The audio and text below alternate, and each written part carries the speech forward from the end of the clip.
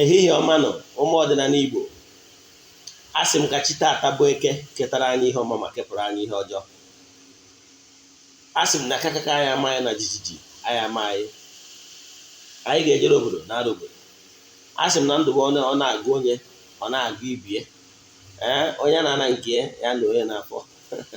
Asị m ụbọchị ihe na-aga okporo ụzọ na ụkwụ anyị apụ anyị ama, o gwupụgoro anyị ama na anyị ga-eji bata, maka na ọkụkọ na-agba ọkpacha na-aja ọfịa ọma na-abụ onye nwunye elu. Asị m na anyị ga-adị ka ichoku na-anọ n'ụlọ ugboro ya na-azụ n'afịa. Asị m na anyị ga-adị ka agụ nkwọ na-abụ ihe ọbụla oge mụrụ bute. Asịrị m na anyị ga-adị ka abụ ana na-anọ n'ime ọnụ ihe ọ yeri ya chọrọ ya bịa. Ise abụkwa m onye nke gị, Ogbuefi EZE-ANA Ugochi tubelu oraifite. Abụ m onye isi nchụaja na Ugochi tubelu ọdịnala temple. Anyị na-agba afa mmiri emi lụkwazị ọrụ mmụọ dị iche iche.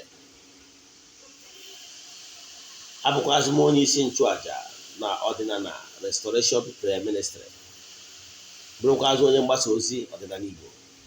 My mission is to help people live better life. Ana m asị gị nnọọ maka ịnọnyere anyị n'oge awa nke eziokwu. Isiokwu n'ụbọchị taa bụ little things that matters and how to appease the gods. Ị na-enecha vidio a tụsara ya ndị ọzọ, maka na ihe ọma mere ofe onye ama ezu. You are privileged to come across this message. It's not by sudden. It is a privilege. Ghọtara ya? So ị na-enecha vidio a tụsara ya ndị ọzọ. N'ụbọchị taa bụ eke, bụ 6th of March. Ọ taa ka anyị bidoro aja anyị na-achụ n'ọnwa March.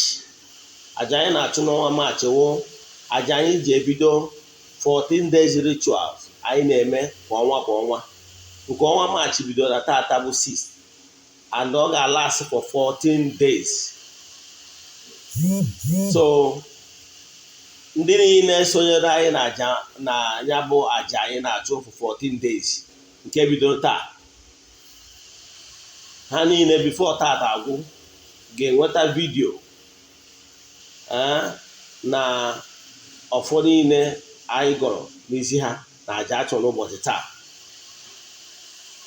Ha ga-enweta ya taa, nwetakwu ya ụbọchị anyị ga-emechi ya.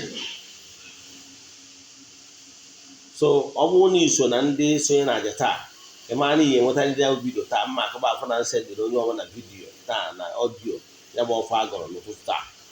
Ha ga-enwetakwazị ụbọchị a ga-emechi ya. Ụbọchị a ga-emechikwado ya, ọ bụrụ na ị nọ anywhere around Anambra State, ị kaba arụ bịa na ị ga-abịa bịa sonyere anyị na ụbọchị mmechie after 14 days ka ị soro anyị wee nọrụkwa na aja ndị anyị ga-achụ n'ụbọchị a. Ma mgbe anyị agbada na mmiri ga mee saraka, mere ụmụ mmiri saraka, wee gbagotaje wee bịa gbuo ebu a ga-eji wee chụọ aja wee siri ya bụ ọfụ agọrọ. Ọ bụkwa na o nwere ka isi wee mee isigo nke ọnwa then cherekwazie maka nke ọnwa April. Ya gazienụ. Ọfụ anyị na-aga ọ bụ na each and every one joinere anyị na aja anyị na-achụ n'ọnwa March. A ga-enwe massive testimony, at least n'ụzọ ihe ịtọ bụ ya prayer request. Ị ga-enyere testimony at least one. Ya gazie. So n'isiokwu anyị n'ụbọchị taata bụ something that can turn your life around. N'ọdịnala Ugochi tubelu ọdịnala temple, anyị na-agba afa mmiri emi lụkwazị ọrụ ndị mmụọ dị iche iche dịka onye isi nchụaja. Ihe m na-achịkọwara n'ụbọchị taata bụ na ọdịnala bụ ụzọ ndụ, and ihe niile ị kwesịrị ịma na this year ọdịnala journey. Gwakwazi gị na ọdịnala abụrụ ọgwụ, ịgwọ ọgwụ abụrụ ọdịnala. Onye ọbụla na-ajọ ịgwọ ọgwụ, ọ bụrụ ọdịnala ka ọ na-eme. Ọdịnala abụrụ something occultic. ụfọdụ na-akpọ ya something fetish. Is not true. Ọdịnala bụ Igbo spirituality. Onye na-asọ nsọ ọdịnala bụ onye nwere high moral standard of ịsọ nsọ anị.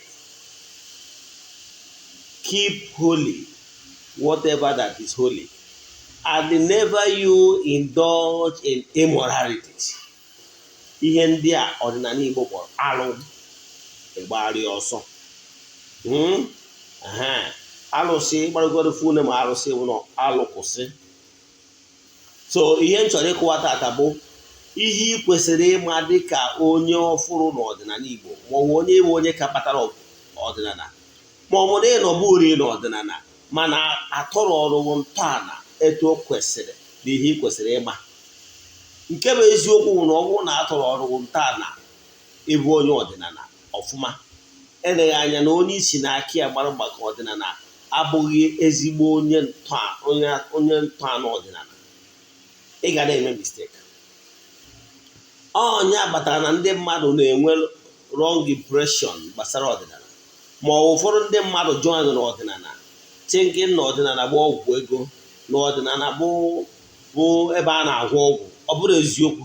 Ọdịnala bụ maintaining the Igbo spirituality. Then n'iwere ego jenye dibịa ọrụ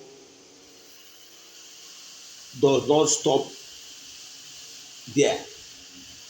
Yes, o nwere agwara nga dịka onye ọdịnala enwere 70% of your problem and challenges and your rituals can be done by you. 70% of your spiritual work can be done by you. It's only 30% that somebody with higher spiritual vibration with your comfort can do for you. Maka na ekere ọlụ eke. Yes. Like anyị nwa bụ ụmụ nri nọ all over n'ala Igbo dịka ndị na-akpụ alụ. Enwere some certain cleansing emewu n'onwe gị. Yes, alụ nọrọ n'ụzọ gị ma ọ bụ nọrọ n'ụzọ gị, o nwere ndị ọbụ ọlụ ha imienụ by mere proclamation, by mere proclamation. That mere proclamation anwa kwubie okwu n'isi gị, were ụmụ ihe ndị emere maka ịkpụ alụ dị iche iche wee kwubie okwu, mee the necessary declaration with oke ọfọ oji okwu tie ọfọ n'ala n'ihu aja ana, ihe o kwuru abịa na mmezu, because that power is already on the soil. Ọ ike ọkpụtọrọkpụ dị n'ala ya na oke ọfọ oji. Ịghọtara ya? So o nwere ụfọdụ ihe ndị ya emewu onwe gị, there is no doubt. Enwekwara ụfọdụ aja ụfọdụ ọ bụ na ọ bụ onye isi nchụaja ga-achụ. Echefula na o nwere ebe Jizọs ndị ụka ọbịa gwara ha were ndị ọpụtara mmadụ 10 ndị nwere nsogbu. Mgbe ọ bịa afụcha ha wesị ha nwa ha ji egosi ndị ụkọchukwu onwe ha. O nwere ihe wụ nsogbu mmadụ ga-enwe, ọ na-ediri ka o gosi onwe ya nye ndị ụkọchukwu maka nwụcha na ihe ndị ọzọ sienụ na ikwupi okwu n'isi ha. Enwere ụfọdụ ihe aja ụfọdụ bụ n'ọbụ onye ụkọchukwu ga-achụ. Yes. Echefukwara na ọkpụkpọ oku akpọrọ ọtụtụ ndị mmadụ, o nwere ndị akpọrọ oku nwekwazi ndị ji aka ha prezentị onwe ha to be called. Ịghọtara ya? Ka mmadụ ga-atụ etu isi ghọta ya, ihe esi ghọta ya, maka na ndị maara mma na na-eji ihe mmadụ maara wee mara ya atụ ihe ọ maghị. Example, mgbe Jizọs ndị ụka ọbịa nọ, ọ kpọrọ 12 disciples. From that 12 disciples, o mezuo ha 72. Ọ nwere 12 apostles. From that 12 apostles, o mezuo ha 72 disciples as ndị na-eso ụzọ ya. Mana mgbe ọ gbajuoro dọlụ, akọwala maka that dastardly act of murder according to that allegorical story in the Bible. wee sị na mgbe e buru cross ọ na-agara Golgotha na o nwere onye a na-akpọ Joseph the Arimathea. Joseph onye Arimathea is not even among the 12 disciples or even 12 apostles or even 72 disciples. Is not one among them. Mana o jechara jiri aka ya filuo na ọrụ dị etu a na ya ga-alụwe jiri aka ya present onwe to be called. Etu a ka ọ dị, o nwere ndị ji aka ha present onwe ha ka akpọ ha n'ọrụ a. Now, dịka onye ọdịnala Igbo, enwere ọtụtụ ihe ị ga-emewu n'onwe gị ka mmakwara gị ofu a. Dịka onye ọdịnala Igbo, o nwere onye ọbụla were dibịa onye ọbụla nwere ike iji aka ebe na ngwurube nna gị wee dọọrụ ha na okwu mmadụ agha emere gị ịdọrọ gị okwu ana dịka nsikọwa gị ọtụtụ mgbe bụ the first foundation laying of any spiritual altar of any family. Ihe ị nidiri iji wee mee ihe bụ nnekwu ọkụkọ iwonie n'anyanwụ na ọ bụ na ọgụ anwe ngwu iwonie n'anyanwụ, kpọkuo ndị elu na ndị ana wonie n'elu metụ ya na kpọọ ndị elu na ndị ana, kpọkuo ndị nna nna gị na mmụọ niile na ngwurube nna gị, gwa ha na gị nwa bụ onye dị etu a. Example, asị m na mụnwa na onwe m bụ Ogbuefi EZE-ANA Ugochi tubelu n'ọta ka m na-ewube ngwuru aja na ngwurube nna m. Ndị niile tọrọ nta na ngwuru a, ndị nna nna anyị ha, ka ụnụ gbara m aka ebe, ndị nọ n'elu na ndị nọ n'ala, ka ụnụ gbara m aka ebe na taa ka m na-akpọkwuru na-agwa ụnụ na m na-atụ nta na ngwuru taa. Biko kwudoronụ m wee kwubie okwu sị na ngwurube nna m a na ọ ma ajụwu n'oyi na ọya ekpowu n'ọkụ. Ọ ihe ndị a ka ekwubichazi okwu anwa. Echefukwara bifo ị gaa n'iru, ị ga-enwe ihe dịka ogilisi, the stem of ogilisi akọt sịrị akọt, maybe in this length like 4 pieces represent the 4 market days. Ị ga-arụnye n'ala ka o represent the 4 cardinal points of radiation. Because na ọcha ka ị na-ewube, ị ga-etinye the 4 cardinal points. Itinyechazie ya nwa, then i wee tụọ nzu, tụọ edo, weta akwụkwọ ogirisi waalụ ha ọjị, wachalụ ha ọjị, tụrụ ha nkwụ ọkụ ka ike wee dị ha wee na-alụ ọrụ, mekwazie ka ị na-apụ ọkụ. Ịghọtara ya? Ihe eme nke a, imesizie ya, iweta ọfọ ọbụla ị chọrọ iji wee mee ọfọ ngwurube nna gị. Inwetaja nwa ọfọ anwa, ihe ị ga-emezi ewu na inwetaga ọfọ anwa. Inwetazi ọfọ ihe iji emezi ewu na n'ihi anụcha ọfọ. Enwere ihe eji anụcha ọfọ. So enwere ihe eji anụcha ọfọ, iwere ihe eji anụcha ọfọ nụcha anya bụ ọfọ. Ịnụchacha anya bụ ọfọ, ọcha ọfọ acha, iwere ihe ọfọ a debe, idebezi ọfọ ahụ, igbuo ndị bụ nnekwu ọkụkọ. Ọ bụla ya atụsa na ọfọ ahụ, tụsakwa na ebe ahụ ị dọrọ ala. Ịghọtara ya? Emechazie etu anwa, iwe kwubie okwu na ịdọ ana ngwuru taa. Ihe ị ga na-emezi ewu n'ebe ọ bụla ịdọ ya ma na ngwuru, a ga na-azachi aja, ọ na-adị ọcha. Ahịhịa ama na-ebukasị ebe a, ya edochie ya ọfụma na onye kpọọ ọbụ ya mkpọkọrọ ọ bụrụ mkpọkọrọ. Ị ga na-edozi ebe ahụ na-adị n'iti. Ebe a ka ọ ga-abụ ịchọọ ijegwa ana nna gị okwu, ijegodo ọjị, iji ebe a jegodo n'ebe a ka kpọrọ okwu a. Den ọ bụrụzie na n'ebe onye nọ na ngwurube nna gị na ịpụrụ ọrụ oyibo, nwekpọ n'ọkwa na ngwu anwe ya dị ma n'ọsọ gị na ezinụlọ ọrụ, ị nwere ike ịdọ ihe a na-akpọ okwuchi ebe ị kpọtụrụ chi gị. Kụtara iwu na arrest of them ka mmiri ghara ịmụ ya nọ. Mana ihe niile anwụ, ọ bụrụ na ị nọ obodo oyibo, ma ọ na ị nọ na abroad, ma ọ na ị nọ n'ana mmadụ, o nwere ike ma ya ekwesị na enwewu n'ike imewu ụmụ ihe ndị a n'onwe gị. Ma ọ bụ na isi na ezinụlọ bụ ezinụlọ ndị ụka riri eri front and back, ịfụta na ihe emewu ya. So ihe ị ga-emezi ewu ebe a ka ị nirizi onye nchụaja nwere ike ide emedoro ụmụ ihe ndị a on your behalf pending mgbe ị natara. Ihe ị ga-emezi ụwa egwu ezumezu na ihe ndị a na ime nwe ike imewu elu mana uche gị dị ya. N'ọnya ka iji wee onye etu a ji wee bụrụzie onye nchụaja na-enyere uru na-emedoro ihe dị na ya ụnụ pending mgbe batara.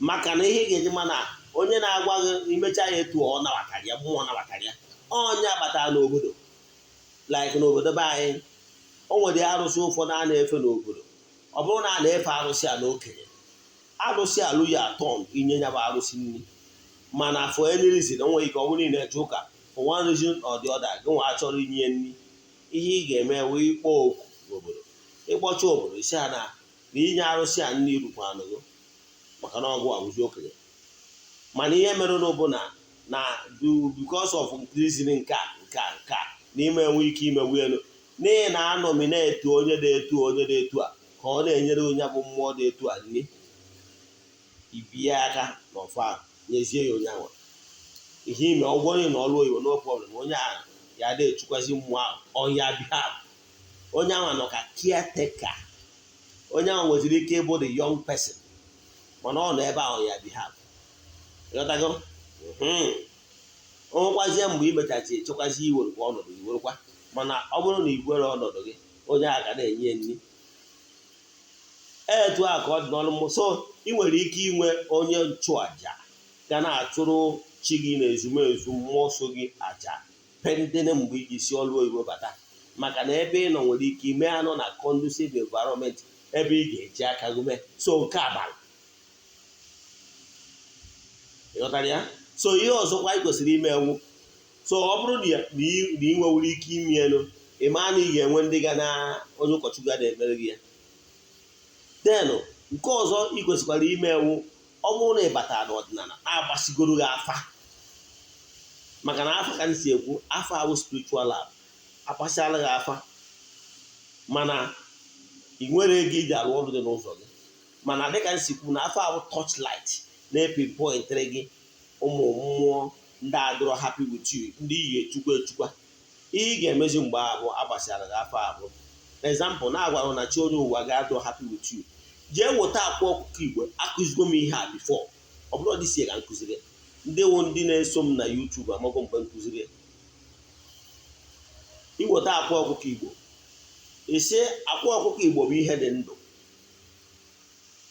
wee yọọ mmụọ isi wee nọchi onye ụwa chi onye ụwa m eji m akwa facing the east ị nwere ike ịnọ n'ilomie ma ọ bụ nọ n'ime ụlọ because four corners of your room nwere side face east chi onye ụwa m na-eji m akwa ọkụkọ igbo a na-ese gị iwe ihe ọbụla wee iwe gị ya banye n'ime akwa iweruzie obere mmanụ na obere nnu iti na obere ihe kọpụ ma ọwụ bọtụlụ ibe were na-ete na akwa si a na nnu na mmanụ adịghị ese okwu ime isigo nnu na mmanụ were na-ete na akwa right now itechaa ya ichee ebe ụzọ gbara ịtọ maọbụ ịnọ tiwe anya bụ akwa iwere ego aja 10 naira 20 50 100 naira tụọ asị ego aja ịnawara onwe gị etu agwa the same system ka ihe dị wee chịkọkwa ndị ichie ma ọ bụrụ na agbakwara gị afara ndị ichie na-were iwe etu a ka ihe esi wee chịkwakwa ndị mmiri gị chụkwacha ụmụ mmụọ yọọ ha truly n'ikwetago na ị ga-arụ ọrụ dị n'ụzọ mana ị nwere ego and truly mmụọ mana ị nwere ego mana ihe emegoro nke a ka iwesị ha aka nyọ mekọpa iwe ha butuo imesizie nke a ibidozie chụkwa aja niile abụrụ aja mmee enwere ụmụ leta ụtọ esi ga na-eme bụ aja n'ọdịnala Igbo ka m bịa ka kọwara ya ka o doo anya ọfụma simple thing ị kwesịrị ime bụ 1 after ka izechara chi gị iwe bido ịga ọfọ for 21 days ịga ọfọ a mere involve quiet and silent hour or silent moment or call it meditation time whatever name ị chọrọ ịkpụ ya nụ they mean the same thing time ọ ga-enwe ị ga-eseti phone gị na alarm nwee particular time gị na mmụọ ji aka agba example ị nwere ike ime n'ime abalị ị nwere ike ime n'ụtụtụ mgbe ọbụla ga-adịrị convenient for 21 days inwe example ana m etinye my own time 2:55 am mana ị nwere ike itinye time ọ naghị adịrị more convenient time anwa ruo example nwere ike setinye 5 minutes to time ịchọ iji bido oruo oge anwa iwere ose ọjị chụchacha ahụ gị maka esi ajụjụ ahụ ekwugo m ya mbụ iwere ose ọjị si na adụchapụ ụtụ mmụọ ụtụ mmadụ otu nwoke gbara otu nwaanyị gbara ị ga-emesi ya ahụ gị ofu aka ahụ iji wee jide ka iji mie imesisi anyị na-achụchapụ ụtụ ọbụla agbara gị etu ata bụ eke abụ na eke n'ori abụ n'ori, na afọ abụ na afọ, nkwọ abụ na nkwọ, atọ na anọ ụbọchị na anọ, otu mmụọ otu mmadụ, ịtụpịa na akụ wọl. That seed, that lotus seed is still carrying your prayers. So ị ga-atụpịa akụ wọl ebe mmadụ ama enyefe ụkwụ, ịghọtara ya? Imesizie ya, ịkpọkuo chi gị na ezumezu mmụọ niile gị na ha so, gwa ha na ịbịago nke ụbọchị taa, prezentiere ha ihe bụ ya prayer points for the month. Ị prezentiere ha ya, ikwezie ha nkwa sị ha na ibi broke, na ị nwere ego iji arụ ọrụ dị n'ụzọ gị, ha biko ha meghere gị ụzọ, na ọ bụrụ na ego bịa na ị ga-abido rụọ ọrụ dị n'ụzọ gị, chukwa ha ka ha wee chukwa gị. Iyozi ha sị ha biko na etu ị chetara ha, biko ha cheta gị. Imesizie ihe ị ga-eme bụ ịnọrụ, ịyọchazie ihe ọbụla dụrụ mkpa, kpọkuo chi gị, kpọkuo ike nka chi gị, kpọkuo ya ancestors, kpọkuo ezumezu mmụọ niile nọ na ngwurube nna gị, ndị nna nna gị ha ji wee chekwa ngwuru, kpọkuo ndị nna nna gị, kpọkuo ndị elu na ndị ala, kpọkuo ndị egede na ndị, kpọkuo ndị anịka nta ala, kpọkuo mmụọ niile nọ na ngwurube nna gị, na mmụọ niile nọ n'obodo ụnụ, ike aja ala Igbo, na mmụọ niile na-emere Igbo ihe na ndị Igbo na-emere ihe. Ịkpọwa ha ncha niile, kpọwa ọ dị ezumezu, kpọchaa, ikene ha, yọọ ha biko ha gbaghara gị na amaghị eme gị, yọzie ihe bụ mkpa gị, then ikwubizie okwu, wee na-ekwubi okwu ihe ọbụla bụ negative energy n'ụzọ gị, ha wezighị ya n'ụzọ. Ikwubi okwu sị ihe ọbụla bụ negative energy sitere na ihe ụwa mbụ gị, niile reject ya. Any negative oath of life you took in your previous life out of your ignorance, na bido taa na-enọlify ya ha ncha, na ha amadịzi ile n'aha Chukwu okike nke pụrụ ime ihe niile, onye ike niile si n'aka ya bịa, na ihe niile ndị a bụ ihe ime na-amaghị ama, na taa niile superimpose with positive declaration. I declarezie ihe chọrọ, ihe ụwa ọhụrụ, ihe chọrọ ka o bido mebere gị. And na-echefukwara ikwubicha okwu a, ịmachi ya with action. Ị ga-agbakwa mbọ, ọ bụrụ ọkwa ife odo aka gị esi ka chi dị mma dịrị gị. Ụfọdụ ndị mmadụ na-enwe wrong impression na dibịa lụrụ ọrụ kwubiere gị okwu ngozi n'isi gị, does not mean na ọ bụ ije gị ife odo aka ka ihe na-eme, ma ọ na dibịa lụrụ tupu alụghị agwụ gị ife odozi aka. Ịmụrụ na akwụkwọ nsọ, akwụkwọ ndị ụka ọbịa kwuru sị na gift of a man maketh a way for him. He must apply your gift into work. He must have work of your hands. All that work of your hands, only one your gift. That your gift ka Chukwu ga-esi gosi gị. Ọ bụrụ ọkwa ụfọdụ ndị mmadụ na-enwe wrong mindset, ije na be dibịa chukwarụ gị agwụ gị, ife oduzi aka na onwere ihe ị chọrọ ka ị lụọ. Ọ bụrụkwa ya, onye abụrụ ọdịnala. Ịghọtago? Ọsọ gụ jegoro jee gwọ ndị na-agwọ ọgwụ ego, ndị na-arụ oke ite, ka arụ ọrụ oke ite 1 million naira 2 million ọ gbasara m. Mana ihe ọsọrọsị lụọ ọrụ gị, ọ bụrụ na o nwere ihe ị na-alụ, forget it. Ịghọtara ya? Ị bụrụ onye na-azụ ahịa, ihe enweriri ngwa ahịa na shop ka ị mara ya mara. So ihe emechaghị that declaration, ife odukwa n'aka gị, ị mara ihe ọbụla wụ ya passion you like so much as your handwork. Be faithful and be very serious about that. Mgbe ị na-echukwa ihe ndị na-etu a, ka ụzọ gị na-emepe. Erikiracha ahịa anyị chọrọ, ikwubi okwu ihe ndị chọrọ, and try ya to start living high moral standard. Bido mewe apply high moral value into your life style. Ịkpachara anya sị ka imegide mmadụ, ịkpacha ihe ịmaghị kwuo na ịmaghị ya, akpọ ọgụ n'ebe a na-ekpe ikpe, ịmara eziokwu niile ịma kwuo. Avoid nwunye mmadụ. Ihe niile na-eme na social media na-egosi m na over 50% of married women today na-agba n'ilo. It's very wrong. ịmakwa na o nwere onye ị ga-eje nwunye mmadụ ọ ga-abụ ọ bụrụ nwunye mmadụ ị ga-ejekwu ị na onwe gị n'iyi. Ị bụrụ na o nwere ụmụ nwoke ndị na-asọ nsọ, ụfọdụ ụmụ ndị kụrụ mmụọ mbamba, ụfọdụ mmụọ ha kụrụ mbamba na-asọ nwaanyị nọ na di ịgba n'ilo, i wee jee lia nwunye onye na-asọ nsọ, inwebụkọ problem maka ịzọ ego ụkwụ na si abụghị. Ịghọtara ya? Ọtụtụ ndị mmadụ na-ebe na chi ha egwuo ha na chi ha efuo ha na-ata ọfụ ụgwụ because of nsị ha ji ezo ụkwụ na si abụghị. O nwere onye ị ga-ejekwu nwunye n'Afrịka, nwa onye ị ga-ejekwu nwunye nwee problem, double problem bụ na ihe suye ga-apịawagoro gị azụ nke ofu, then nke abụọ iwe chebizie the natural laws. O nwere onye ị ga-ejekwa bụ na ofeke ka onye ahụ ịma asọ ihe ị ga-efesi dewewu natural laws, mana o nwere onye ị ga-ejekwu nwunye ya ịmaragoro na ihe sogoro ihe na onwe ya ga-enyegoro pịa iwe chenye ọdị ọkwụ na ghọtara ya. So avoid it. Ịmara ihe ọbụla gba alụ n'ala Igbo, avoid it.